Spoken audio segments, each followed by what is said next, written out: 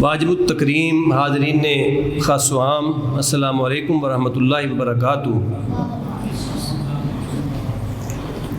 رمضان المبارک کا فضیلتوں والا، برکتوں والا، ضیافتوں والا، رحمتوں والا اور بخششوں والا مہینہ ہم پر گزر رہا ہے،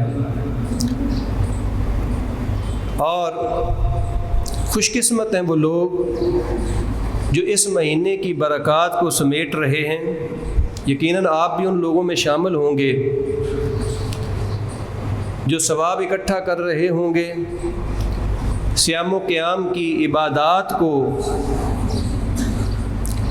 حرز جاں بنا رہے ہوں گے، اپنی بخشش کا، اپنی مغفرت کا سامان کر رہے ہوں گے۔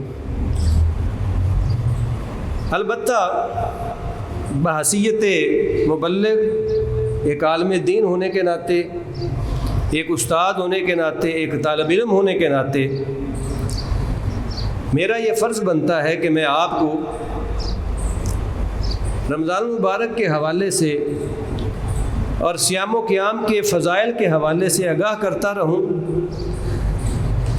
اگرچہ آپ ان چیزوں کو پہلے سن چکے ہیں، لیکن پھر بھی ایک مبلغ کا فرض ہوتا ہے کہ یاد دہانی کروائی جائے، ذکر کیا جائے، تاکہ وہ چیزیں ریفریش ہوتی جائیں اور انسان ان سے کما حقہ فائدہ اٹھا سکے۔ اسی لیے رمضان المبارک کی شان کے حوالے سے قرآن مجید کی آیات بھی وہی ہیں جو ہر دفعہ علماء سناتے ہیں، ان کا بیان کرتے ہیں، اور احادیث نبویہ صلی اللہ علیہ وسلم بھی وہی ہیں جن کا آپ گاہے گاہے ذکر سنتے رہتے ہیں اور ان پر عمل کرنے کی کوشش حد الوسع کرتے رہتے ہیں۔ لیکن پھر بھی میں یہ ذمہ داری سمجھتا ہوں کہ میں آپ کو یاد دہانی کروا دوں رمضان المبارک کی اہمیت کی، اس کے فضائل کی، رمضان المبارک کی عبادات کی، اور ان کی قبولیت کا جو نسخہ ہے اس کی۔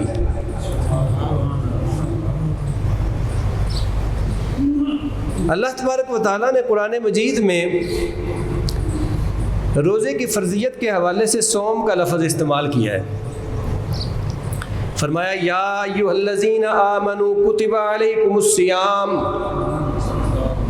اے ایمان والو تم پر روزے لکھ دیے گئے۔ ایک ہوتا ہے فرض، ایک ہوتا ہے لکھ دیا جانا۔ لکھ دیا جانا بھی فرض ہی ہوتا ہے، لیکن فرض سے ایک قدم آگے یہ بات ہوتی ہے۔ آپ نے دیکھا ہوگا کہ کبھی ہم آپس میں بات چیت کرتے ہیں تو ہم کہتے ہیں یار لکھ کے دو، حالانکہ بات ہو رہی ہوتی ہے، لیکن ہم اس بات کو وزنی کرنے کے لیے کیا کرتے ہیں، کہتے ہیں لکھ کے دو۔ گویا پتہ چل گیا کہ بات لکھنے سے فرض سے ایک قدم آگے بڑھ جاتی ہے، ہوتا فرض ہی ہے۔ تو اللہ نے فرمایا یا ایھا الذین آمنوا کتب علیکم الصیام، تم پر روزے لکھ دیے گئے، گویا فرض کر دیے گئے۔